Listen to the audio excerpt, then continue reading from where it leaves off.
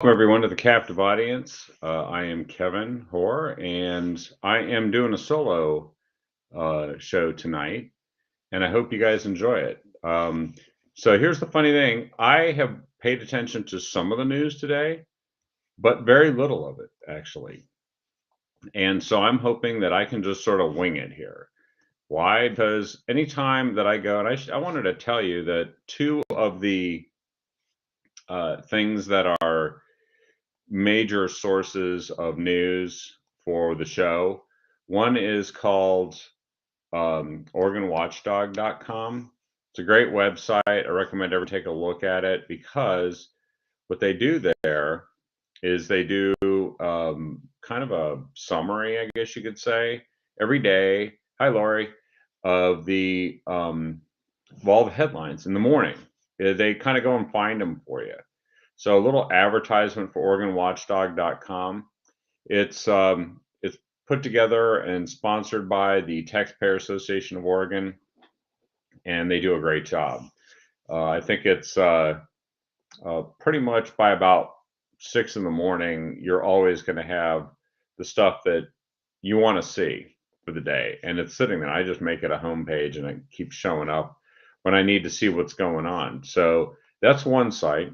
The other site that you want to check out is called Just the News. It is John Solomon, who used to be on Fox News all the time, and I think maybe he's still sometimes, but he's actually an investigative journalist, one of the guys who first, very early on, uh, uh, that was calling BS on the Trump collusion stuff, and when they did that, he of course was slammed, sort of, fake news purveyor and so on. But actually, he had all his facts, and as you know, Devin Nunes did too. So did Sean Hannity. It was the fake news that didn't have facts. So John Solomon went off and started this site called Just the News, which really just goes and grabs the news. It's not really pushing opinion. It feels a little bit more like the type of site that you want to be able to have at your ready disposal to understand what's going on nationally. And I recommend you check it out. And hi, Pam. Thank you for tuning in here. So this is Oregon Watchdog. I posted that. And here is Just the News. John Solomon's Just the News. And they also do video on Just the News. So I suggest you check that out. They put out like a regular summary of the news that you can also watch. And so I think it's very valuable, and I recommend everybody check it out. And so that's where I'm going for my news tonight, with one exception. I just happened to notice as I opened up my browser um, to see what there was going to be in terms of news. Uh, White House responds out. Francis condemns gender theory, affirms, and the White House, of course, affirms Biden's support for trans community. This is, of course, the same Joe Biden that didn't know, but then did, of course, declare Easter Sunday to be Transgender Visibility Day, which has got to be one of the single dumbest moves of all time. Because he managed to do two things in one go. He managed to convince everybody that he was had no regard for a religion that he claims to be a part of, as well as anybody else's who falls within the Christian faith, on an important holy day, the most important day. And then he says, I didn't do that. At which time, website and find a document he signed saying he was declaring that, which means that he also managed to prove that his brain doesn't work anymore. This is the person in charge of 5,000 nuclear weapons. And you'll be relying on this mental invalid to help you in the case of a massive uh, natural disaster. Let's say a major earthquake or hurricane, Cascadia subduction zone, whatever it is. that's who is going to be at the helm of the nation when that happens. Or if somebody does something like China tries to invade Taiwan and completely starts to take down the world economy with it, yes, Joseph R. Biden, the guy who can't remember something he did just a couple of days earlier, uh, and what he did a couple of days earlier was outrageous, would be in charge of saving your life. So let that kind of sink in. Anyway, the spokes idiot for the Biden administration, Karine Jean-Pierre, faced questions about this because Pope Francis, not known for being the most conservative pope of all time, certainly not, did actually condemn Joe Biden's stance on this, the White House's stance on gender theory, which is rapidly losing all credibility and certainly all popularity. And Pope Francis runs the church that Joe Biden claims he's a part of. So anyway, Pope Karine Jean-Pierre had to face questions because Pope Francis said that he formally reaffirms and expands the Catholic Church's assertion that attempts to alter an individual's immutable gender are ultimately misguided attempts to play God. Jean-Pierre declined to say what Biden thought of the document specifically, but added that he does support the transgender community. So says the first LGBTQ Black spokeswoman. Okay, whatever. She's a spokes idiot because she repeatedly goes up there and says the most profoundly stupid things that are not even convincing to the liberal media, who's just there to lap up whatever is served up. And they actually, even them, they're not convinced. But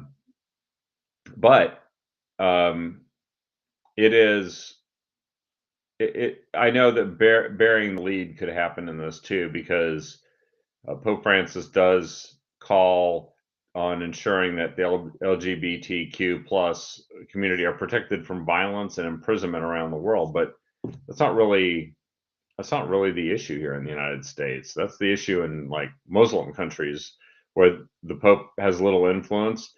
And apparently Joe Biden has almost no influence at this point, despite being president of the United States. He's too busy trying to figure out how to force Israel to let themselves be destroyed by Hamas.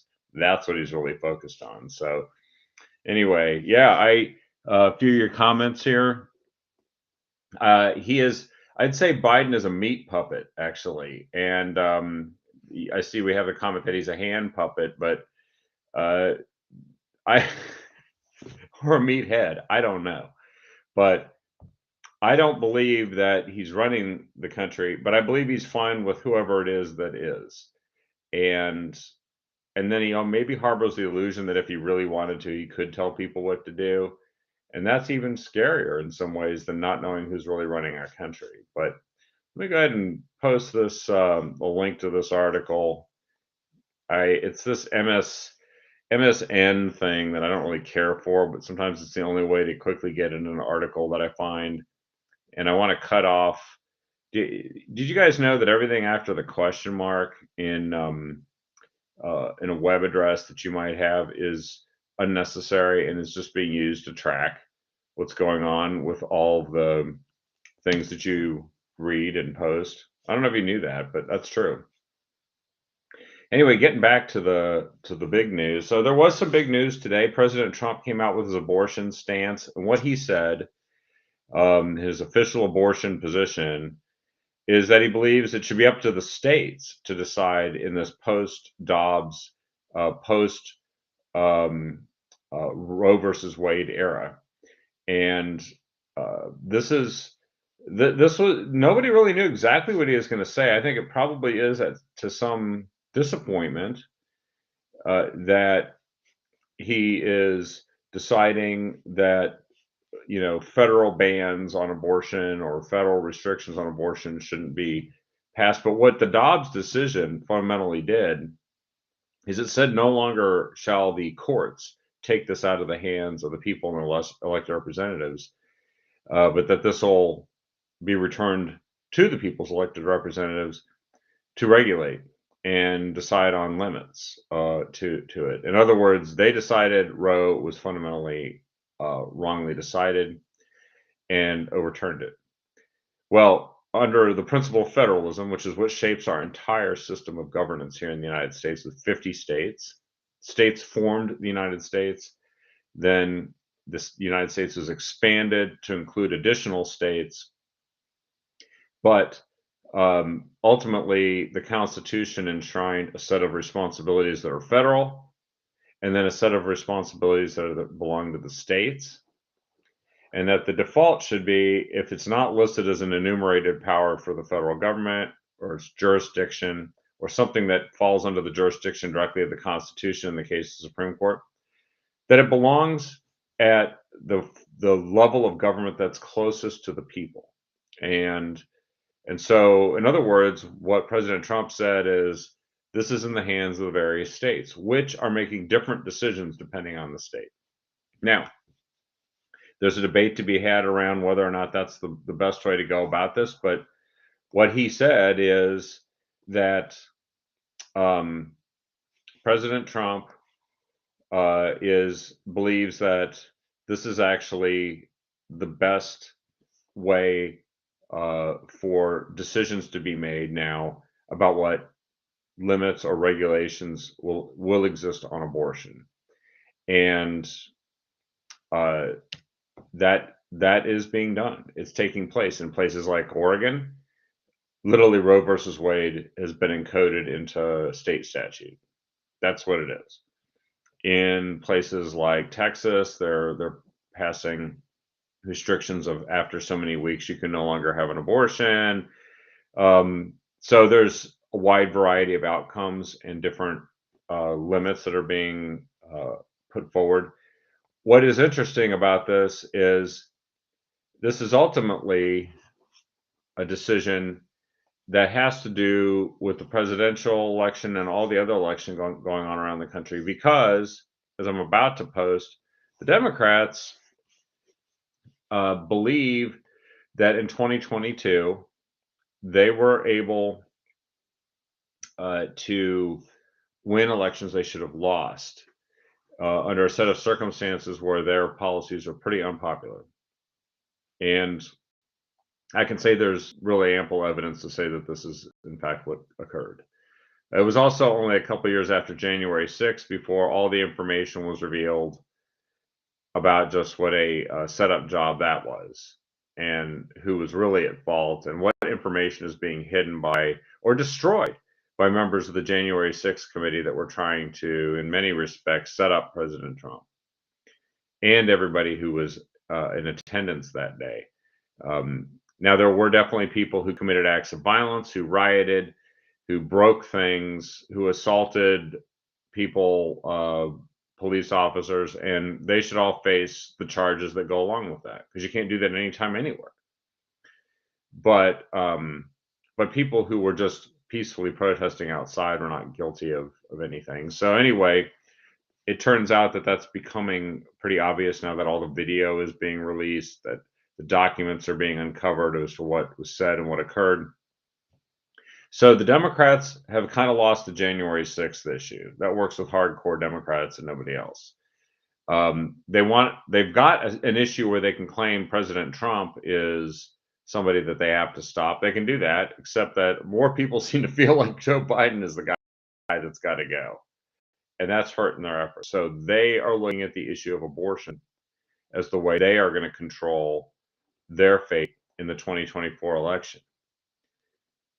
And they're trying to do it in places like Oregon, where the state law already has been decided by state legislators. So it is their playbook. The Biden's allies, apparently, according to this NBC News article, they claim dusting off Bush's 2004 playbook, where in 2004 the issue of gay marriage was on the ballot in many places across the country. In fact, Oregon was one of the states that passed a constitutional amendment enshrining a one-man, one-woman marriage in state in the state constitution. Now that eventually got vacated by a combination of court decisions, ultimately ending with the court decision in 2015 by the U.S. Supreme Court that ruled those um, unequal treatment under the law and removed any enshrining of marriage between a man and a woman from all of our legal system. But in 2004, they're pointing to the fact that this actually helped rally George W. Bush's base and got him reelected in a year when he faced a tough uphill battle and was behind in the polls a lot of the year. Democrats and Biden are hoping to do the same thing, but do it with abortion. So President Trump's pronouncement on his belief about what should happen with the abortion issue now, and that it be dealt with in the states, is essentially removing it from the federal level and saying that's something that's going to be people are going to argue about and battle out in the states, but taking it away from the Democrats who actually just want to talk about this because they can't talk about public safety, crime, the border, illegal immigration, the economy, inflation, national security, government spending, taxes. I can go on and on. Energy prices, as well as the negative consequences of many of the policies they thought would be really good ones that are causing all of these things to happen, such as the cost of energy is obviously being driven by all the regulations and restrictions and bans that Biden and his friends are putting into place. So they're throwing a Hail Mary pass, and they're trying to do it with the issue of abortion. And what you found out today from President Trump is that he's not going to allow that to be his to be something the Democrats try to make the election about. So there you go. Now we know something more than we knew. And I think that how abortion should be restricted, whether 100% or after so many weeks or just late term abortions or not at all, is actually taking place in every single state right now. And it is true that if you affect that decision in a place like Oregon, you can do it by making sure you elect a conservative pro-life state representative and state senator, and eventually maybe also a governor. It's a tough battle, but that's the battle in Oregon. And meanwhile, if you go and look at what is shaping the landscape for elections this year, it looks like there's a real problem with energy. Energy it's on the ballot. It is for sure on the ballot. And one of the problems that we're finding at this point is that the Biden administration wants to make it absolutely as expensive as they possibly can. And at the same time, they're complaining that the cost of energy is creating issues for them at the ballot box. In fact, it's the underlying cause of a good portion of the inflation that's taking place, which also, I might add, is in no small way due to money printing and spending wildly on program after program after program after program. So what are we going to do about it? Well, we actually have to find the issues we can win on, and we have to win this year to save the country. That's really the synopsis of the analysis that's out there right now. So I've just had like a little computer problem. I don't know why, but my rendering of just the news wouldn't come up correctly. So I'm going to switch on over here because as I scan through the national news, that was probably the big news of the morning. There's some other news about all the court cases that have been filed against President Trump. It turns out that the interview with Joe Biden, that the White House is refusing to release the audio of the interview with the special counsel. The special counsel who said they cannot charge Biden because he's too old and has too poor memory to be able to be held accountable in front of a jury and convicted, which is, I've never heard of that as a reason for failing to file charges, but it's also a reflection of just how pathetic and impossibly hopeless our current commander in chief is. Because I don't think he's commanding anything. But they can't. Apparently, they're trying to prevent release of this to Congress. I think this could become part of the impeachment inquiry. It might have to be, because look, if you can't get simple information to account for what appears by all other information presented, a crime that he committed and at the time knew he was committing with top secret documents. And by the way, top secret documents that are top secret, and he did not have clearance at the time to take them anywhere. He was a senator or vice president. Only a president can actually arbitrarily decide, I think this is classified, I think that's not classified. But so he knew he was doing this, he knew he was committing a crime. Well, that's where we're at. So anyway, House Committee Chairman James Comer on Monday issued a scathing rebuke of the Biden administration over refusing to release this audio.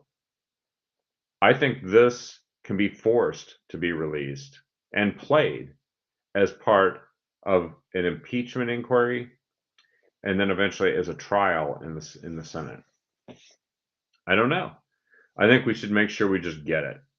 And maybe impeachment inquiry is the only way to force this, because they don't really have a basis for saying that they would withhold this, since this is very relevant information based on how it was judged by the person who conducted the interview, Robert Hur, and the assessment that Hur made of that interview. And I can tell you that if this were an interview done of President Trump during his term of office, that would have already been forced to be released, or would have been leaked, probably. Well, anything that is used to cover up the president's willful retention of classified documents, or covers up the fact that he is mentally incompetent as a president, is a basis for impeachment. It has to be, or the 25th Amendment. You pick. Anyone can make sense out of this. So let me see here. I'm just scanning through. There's some more pretty good stories here. Let me see if I can get to them. By the way, my browser virus protection seems. This is how you know Just the News is a good website. Sometimes it likes to suddenly claim that website is an evil website and block it. Now, there is a House Energy Subcommittee field hearing that is looking into the pause of liquid natural gas exports on jobs in the Texas port city, where jobs are literally just being destroyed. And as you know from last week, we reported that the Biden administration made this decision based on a study published by one professor. I think it was at Harvard. And that one professor is the only source, and it was published in October 2023. And they've brought the entire liquid natural gas export licensing system to a halt. There are countries around the world that are dying to get this liquid natural gas, especially with the inability to access Russian natural gas. But also countries like Japan, they're allies. Even countries that are adversaries want to buy it. And if all they cared about was reducing CO2, what they would be doing is preventing China from deploying more coal plants. But they won't do it, because they are members of the Church of Global Warming, and they figure they can get away with it. Well, the House subcommittee is looking into this, and they're questioning. They're saying this looks like not a science-based decision, but, as you might expect, a political decision. Everything in the Biden administration seems to be political. It's almost not possible to find things that you could argue aren't political, which is insane, but it's true. By the way, this is the House Committee a subcommittee on energy, climate, and grid security. I sure would like to see this subcommittee go out and take a look at grid security, because I actually don't think our grid is secure. It can't handle a bad ice storm. Somebody who intentionally would take it down, like, I don't know, a bunch of military age males that are just let into the southern border that are coming from China or the Middle East, probably have no problem, if they're well trained, taking down our grid. It's just sitting there wide open. I mean, have you ever driven past these power substations? If you destroy that power substation and you destroy enough of them, you probably will not get electricity back, not just for a week or two. It could take literally months. In some places, it could take years. Try to live without electricity for years. You can't do it. You think you can, but no, you can't. Because something you depend on is dependent on electricity. It just is. And by the way, these same set of legislators came out with a report saying that there actually might be an electricity crisis because of the federal liquid natural gas export ban, the pause. Because now that means that energy is not going out on the open market. It's basically just being held in the ground because they can't export it. And they say that there's going to be a particularly devastating impact on Pennsylvania, where if they can't put their natural gas to work, then they're going to be forcing people, as the intention is, into what they refer to as an electricity crisis. I think we should take very seriously what an electricity crisis means. If a foreign nation came in and destroyed our electrical grid, we would consider that an act of war tantamount to, like, because if you saw what it can do, it would be like launching a nuclear attack against the country. It would have almost the same effect in terms of casualties, destruction and breakdown of society, the inability to survive. And yet, where is the action? Where is the strident action? So,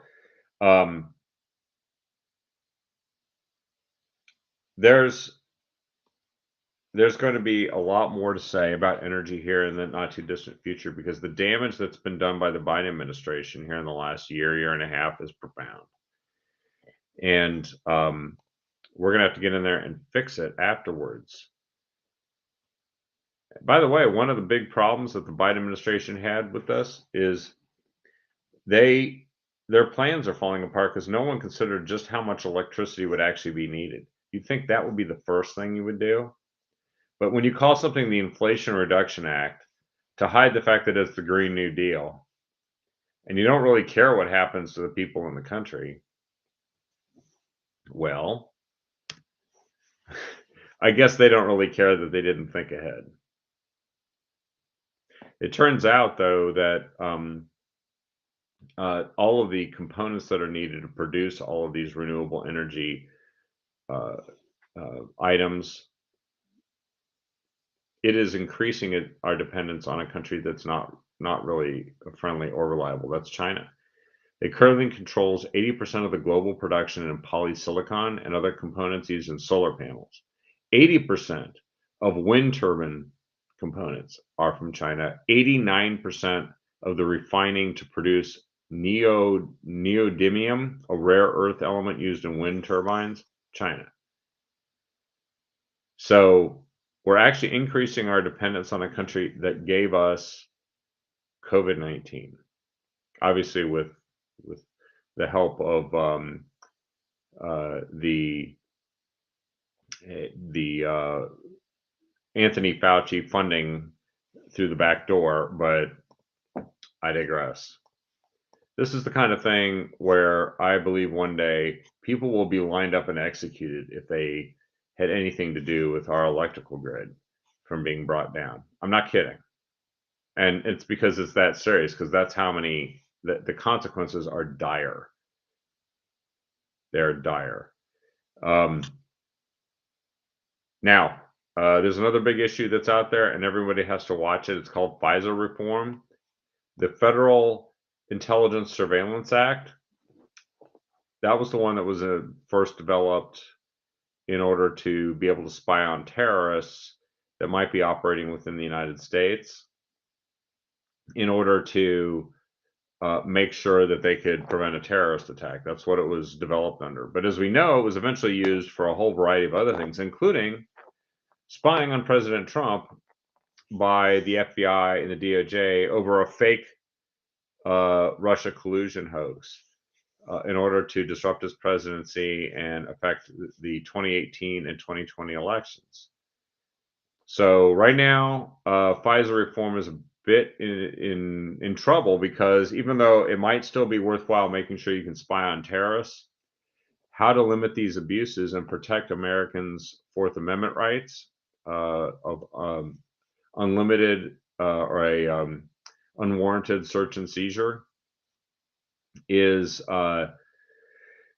it's being debated right now, and so I don't know what's going to happen. Actually, I have concerns going in both directions, but I also know that if you give powers like this to a fundamentally corrupt entity, which could we start to be able to say that the weaponization of the FBI and the DOJ has created a level of corruption where maybe this power can't be entrusted to these entities? They often, I think 98% of them or more than that are approved by the FISA court. The criteria for approving them, the amount of information that's needed is simply someone's swearing that the information they're presenting is true with no one checking to see if it is. And the court just goes ahead and approves it. Well, that's actually not the check and balance that you need in order to make sure that people still have a Fourth Amendment, including the President of the United States. So anyway, this is kind of just a sampling of really good information you can find on Just the News. Let's switch gears and spend a few minutes on Oregon Watchdog. Now, Oregon Watchdog is a really great site. And if you go on it, you can just see it's OregonWatchdog.com. It tends to feature a lot of articles from Oregon Catalyst, which is a blog, which does a very good job of covering the news that's occurring every week on a daily basis here in Oregon. And there's been a lot of very good stories that have been posted here recently to choose from, ones that you should actually get a good look at. And I'm just scanning through. By the way, does everybody know that someone in Portland won the Powerball, the $1.3 billion Powerball? Let's hope it's not Antifa. Okay. Pray that it's not Antifa. I don't really know who it is, but hopefully they're a deserving person in that regard. So as I glance just at today's news in Oregon Watchdog,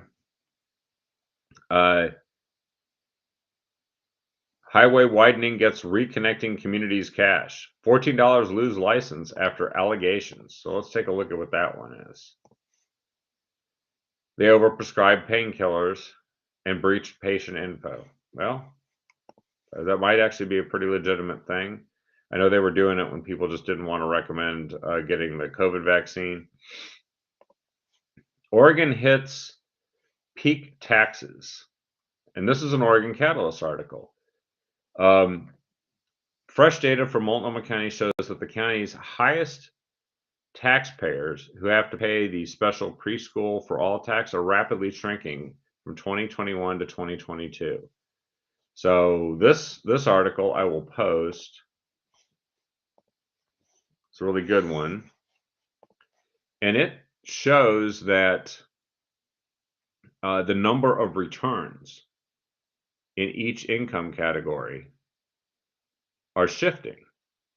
That, in other words, there's been a precipitous decline, for instance, in the number of returns, which generally suggests that people are leaving. Fiscal 2022 versus 2023 shows that there was, let me just count it up here, $500,000 plus tax returns, there's almost 5,000 less people in Multnomah County that are filing that tax return. That's 15.81% of all the tax returns that are eligible to pay that tax, which is supposed to be on high income. The total payment associated with the ones who did file, associated with the ones who left, is $112 million. So that's what happens when you go and say, well, we're going to make the rich pay their fair share for something that, frankly, is an exorbitant tax. They won't leave. And it turns out that that's right there. Just the people of $500,000 plus is 76% of the total amount of money that has been lost due to these payments leaving. There's another 36% of the returns for $29 million, the $250,000 to $500,000 category. 12,340 people walked out of the county, left. That's why these income taxes generally fail. They fail because it's actually possible that if people eventually want to avoid an exorbitant tax, you collect net less revenue. And that's why flat taxes often have a history of working, because once you bring that tax level down, you not only see more of the investor class investing and creating wealth, creating job opportunities and growth, but you also see an increase in the base amount that you're taxing in the first place, and therefore everybody starts producing more tax revenue for the government. So it is an act of self-sabotage is what it is. Good article. Let's see. There are housing sites everywhere, but nowhere to build. So let's see what this is telling us, because that sounds interesting, right? We keep hearing about housing. There's a housing shortage. It's by John Charles, who with the Cascade Policy Institute. Oregon has a housing shortage. They've known this for decades. There isn't one single cause, but certainly a lack of buildable land is one of them. About 2% of Oregon's land mass is developed, so no one would think that finding land to build on should not be a problem.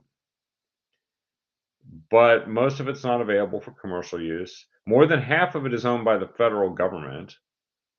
The bulk of private land is zoned exclusively for farm or forest use. The primary goal of our state land use system is contain urbanization, supposedly. So by definition, buildable land outside of the urban growth boundaries is a scarce commodity. And as we know, they constantly have arguments about moving the urban growth boundaries, so they don't. But now they complain that there isn't enough housing and that the housing we have is too expensive. This is a direct effect of this policy by the government. So anyway, Tina Kotek said that she was aware of the housing shortage when she ran for governor. She's going to fix it. And that she's going to build 36,000 new homes a year for the next 10 years to remedy the situation. She's got advisory councils and all kinds of garbage. And eventually her bill passed. However, it's not likely to make much of a difference in housing production, because part of the problem is her definition of the issue. The executive order from Tina Kotek states that more than 50% of the 36,000 new homes must be affordable to people with low incomes, that affordable housing requires public subsidy. These two conditions virtually guarantee that the housing goals will not be met, because they violate basic market principles. People who sell goods and services have production costs. They have to be factored into the eventual price. That price has to cover all the costs plus a reasonable profit. Just because a politician states that 50% of new supply must be affordable doesn't mean it can happen. Production costs are real. If we have to subsidize production to meet the affordability goals, then the model is not financially sustainable. The overhead costs of procuring subsidies for affordable housing typically adds even months and years to the construction process. which dramatically raises the final cost. The Wall Street Journal reported that 4,500 apartments in Los Angeles that were subsidized with funds from a $1.2 billion affordable housing bond measure cost an average of $600,000 each. In contrast, SDS Capital Group is building privately financed a 45-unit apartment in South Los Angeles for $291,000 per unit. So government makes everything dramatically more expensive and therefore less plentiful. This is something that can't be solved by the entity that apparently thinks it's going to solve it. The only sustainable way to bring housing prices down is to flood the market with supply, and people with higher incomes will buy the new units, and their existing housing will then become available at a discount to other buyers. That's how it could work. But Democrats don't understand the market. They don't understand it. They think that you can just push it on one end and poke it on the other, and it'll just start doing what you want, like a big bowl of Jello or something. But it won't, because they don't even operate that way within the same market. None of them wants to go and figure out how to live in unaffordable housing, nor do they want to sell their homes at a precipitous loss. None of them do that. That's for all of us to do, by the way. So the elites who are running the state insist that expanding the urban growth boundaries is unnecessary and wasteful because land for housing development exists in the current boundaries. Theoretically, they could be right, but you can always find an odd-shaped, underdeveloped parcel inside of city limits or a low-slung house that can be replaced with a 6-story apartment complex. But most people don't want their neighborhoods to look like Manhattan or even Omaha. Kitzhaber used to joke, the former governor, in public speeches, the only thing Oregonians hate more than sprawl is density, especially density in their own neighborhoods. That is interesting because that points out that even if people say, well, I don't like sprawl, they don't choose density for themselves. Therefore, they're actually voting in favor of sprawl. They are. Most people want homes, not apartments, but the system is biased in favor of apartments. In a state where 98% of the space is open, and you should be able to, this should be a solvable problem. It's being made unsolvable because the government doesn't know how to solve problems. They don't even understand how the economy works. So that's just a sampling from Oregon Watchdog from today. And, you know, I think that if we keep an eye on what's happening in Oregon and we analyze this stuff and share it with people, we can start to move the needle, and people are going to start to understand that government, I think, as Ronald Reagan once said, isn't there to solve the problem. They are the problem. They often actually are working against another part of the government, which is charged with solving a problem that everybody says they want solved. And this is a concern because too much of what we spend money and time on is actually just completely wasted or used to enrich people who, in fact, aren't there to solve any of the problems that we claim the money was supposed to be dedicated to. By the way, I did want to mention a couple of very interesting articles that you might not have caught last week. There is a congressional race that's going on in the 4th District in Oregon, and the current incumbent, Val Hoyle, a Democrat representative who is from Springfield in the 4th District, she's got some problems, and she had 2 really bad articles published about her, and let me go ahead and give those to you here. The first one was in an entity, which is a publication called the Daily Beast. Now, it is not a Republican favorable publication. However, they published an expose about Val Hoyle that says that new documents show that this Oregon Democrat's support for the shady cannabis grant that she was arranging when she was the Bureau of Labor and Industry to LaMotta, the one that's brought down Shemia Fagan as Secretary of State, that she wasn't just there when it happened or involved or knew about it. She was the ringleader organizing it. And that's why she was hiding all the public records that she had on her private phone. I'll give you a very specific example what this means. Val Hoyle uh, was chairing the meeting of a committee that operates inside of the Bureau of Labor and Industry that evaluates whether or not grants should be made to various entities and purposes that the Bureau of Labor and Industry oversees.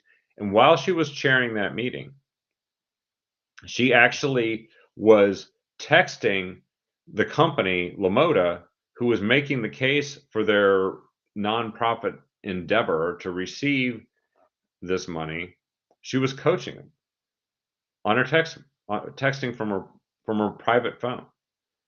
Now, she probably doesn't consider that public business if she's texting them, coaching them to get money from the entity she's chairing, but that's public information by definition. And she took donations from these folks for her congressional campaign, as well as prior to that when she was in the Bureau of Labor and Industry, about $20,000. So she actually still hasn't returned some of the money she received. She received a $1,000 donation from Laura Vega, who was actually paid as the executive director of the nonprofit that Val Hoyle got the money for. She was paid $97,000. That's a pretty nice fee for an internship.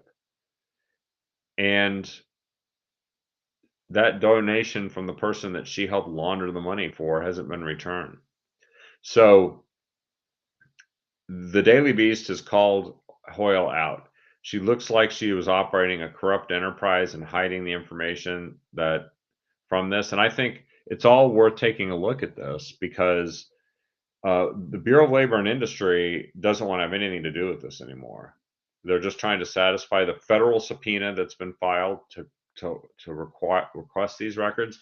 It looks like someone probably, and I'm speculating here, but federal grants are not allowed to go to marijuana companies. This federal grant not only went to that marijuana company and was ushered through by Hoyle, but somebody, in order to get it, would have had to not disclose that it was a marijuana company when they put the federal grant through. And the reason why we know that that must have been the case is because as soon as the new Bureau of Labor and Industry director got in there and found out what was going on, she canceled the grant. They didn't get all the money back, but they canceled the grant because it was illegal. So somebody would have had to deceive the federal government to get that grant given to this nonprofit. Well, who was running the Bureau of Labor and Industry when that decision would have had to have been made? Val Hoyle as the commissioner. Well, I think there's a lot of records that are being subpoenaed, hers and others, to figure out who lied to the federal government and got this grant to a cannabis company processed. Val Hoyle said that she has done everything she can to give all of her records over. Well, I guess we're going to find out if that's really true. She's also said that she's already answered all the questions that need to be answered. Well, by her own decision, apparently. Yeah, so apparently the Fed's not satisfied with that answer. But as a footnote here, I think we should all be reminded that one of the reasons why this investigation has the subpoena has been issued for the Bureau of Labor and Industry records is that one of the candidates that's running in the 4th District to unseat Hoyle and replace her is Monique Despain. She is an Air Force veteran, 30-year Air Force veteran and attorney, a colonel, retired colonel, and she actually put this forward and made a deliberate and strident effort to draw public attention to this by holding a press conference in front of the federal building in Eugene and putting together a website called whatsvalhiding.com. So if some of you are new to this information, you should go take a look at that because what'svalhiding.com literally laid out chapter and verse and did the work for the feds and all of the media. And now some of these folks are waking up to this. Well, Val Hoyle might be in deep doo-doo because even liberal publications are starting to notice this. And now, rightfully so, Monique Despain is getting some credit for having shined light on this. Also, the House Republican official campaign arm, the National Republican Congressional Committee, that's where a lot of national resources come in when they believe they've got a good opportunity, perhaps to replace a Democrat with a Republican. They've launched an ad blitz within the last month going after Hoyle and Representative Andrea Salinas, who also took some money from LaMotta. And this is going to get real interesting. Story number 2. Democrat Representative Val Hoyle brags about lecturing conservatives in her district, conservative areas in her district, on the merits of Joe Biden's open border. Specifically, she says that we, as in Americans, need the movement across the border. And she explains to them that, you know, when she talks to people in conservative areas of the 4th district, and they say, well, we need to shut the border down and secure it, her response is that we need the workers coming across the border. Now, these people are coming and claiming asylum. They're not claiming I've got a job waiting for me somewhere in the 4th congressional district, but they're making asylum claims and then just skipping out on their court hearings. And they're just disappearing into the country. And we don't know who they are. And we don't know anything about them. We don't know where they are.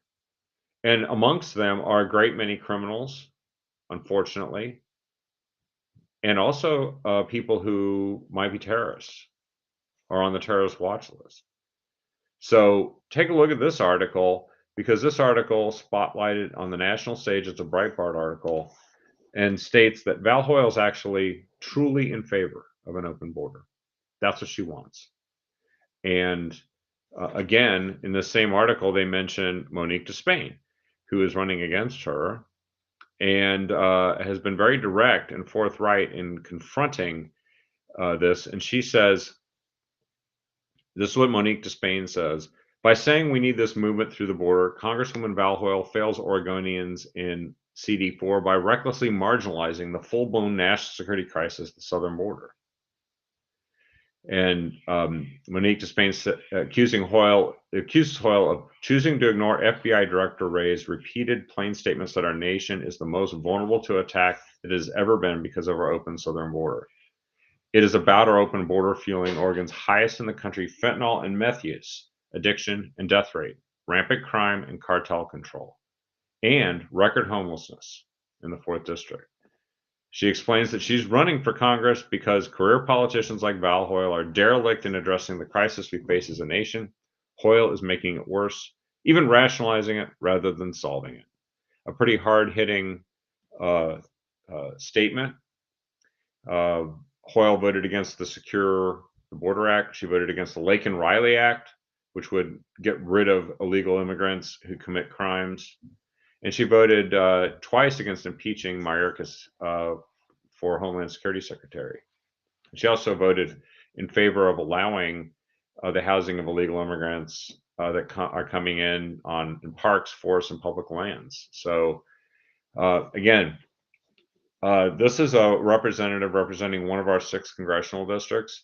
And now she has a real challenger who's holding her accountable. I thought you'd want to know about these 2 stories. Please spread that information. And please let people know that there is a way to turn the tide by defeating people like Val Hoyle, who may be in big trouble.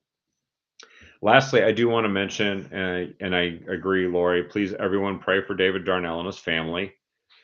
He's got a fight on his hands, health-wise, and there actually is we posted it on the Captive Audience Facebook page, so please go check it out. It is a Give, Send, Go, where you can just donate in order to help support the family. And we love David. We miss him. It's one of the reasons why tonight I'm doing the show on my own. But we're not going to give up trying to save the country, and we're not going to let anyone else give up on David, because the Lord's not giving up on him. Please pray for him. And anyway, that's a wrap for tonight, folks. Thank you for watching The Captive Audience. Keep fighting the good fight and share this show with everyone